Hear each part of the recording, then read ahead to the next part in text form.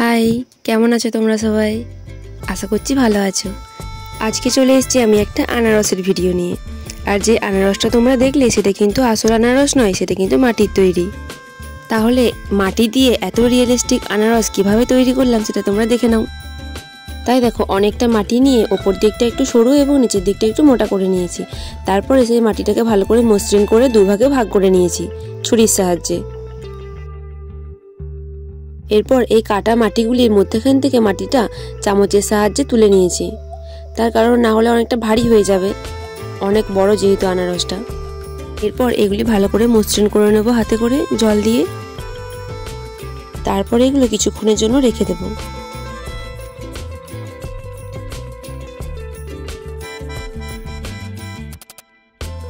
এরপর এই কাটা অংশ দুটিকে একটির সাথে অপরটি ভালোভাবে জোড়া লাগিয়ে দেব।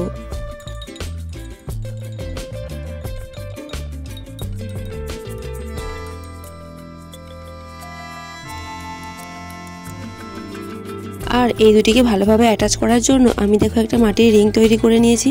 এরপর এটি চারধারে ভালোভাবে অ্যাটাচ করে দেব।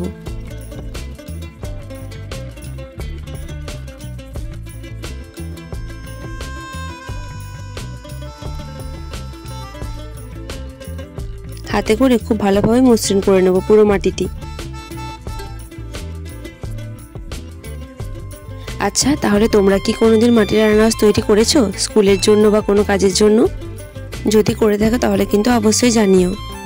আর যদি না করে থাকো তাহলে আজকে এই ভিডিওটা দেখার পর একবার অবশ্যই ট্রাই করে দেখো।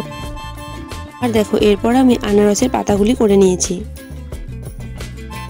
আনারসের পাতাগুলি যেহেতু সরু এবং লম্বা লম্বা হয়, তাই আমি সেরকমই করার চেষ্টা করেছি। আর ধারগুলো একটু কাটা কাটা থাকে, সেই জন্য আমি ধারগুলো এই টুলসটির সাহায্যে একটু কাটা কাটা করে নিয়েছি। এরপর আমি এই ছুরিটির সাহায্যে পুরো মাটিটিতে যে খুব ভাগগুলো থাকে আনারসে সেটা করে নেব। এরপর এইটি পুরোটি করে নেওয়ার পর এই এক একটি ঘরে অল্প অল্প মাটি দিয়ে উঁচু করে নেব এবং এরপর হাতে করে ভালো করে মসৃণ করে নেব। এইভাবে কিন্তু পুরো আনারসটিতেই করব।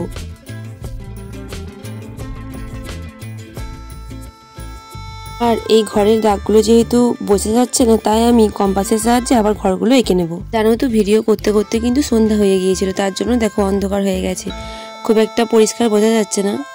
আর এটা যেহেতু মাটির, তার জন্য আমি পরের দিনও বানাতে পারতাম না, কারণ শুকিয়ে যেত, তাই এটা কমপ্লিট করতেই হতো, তাই অন্ধকারই আমাকে করতে হয়েছে। খুব একটা অন্ধকার হয়নি, বোঝা যাচ্ছে, তোমরা প্লিজ কষ্ট করে একটু দেখে নিও এইটুকু। আর দেখো, আমি কিন্তু আনারসটির ওপরে পাতাগুলি খুব ভালোভাবে অ্যাটাচ করে নিয়েছি। তাহলে মাটির আনারস তো কমপ্লিট। এরপর এটিকে শুকানোর পালা এবং রং করার পালা।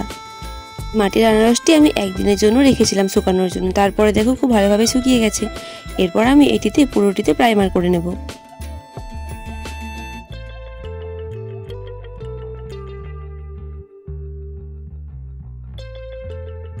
এরপর পুরো আনারসটির গায়ে আমি হলুদ রংটা করে নেব এবং ওপরের পাতাগুলো আমি সবুজ রং করব।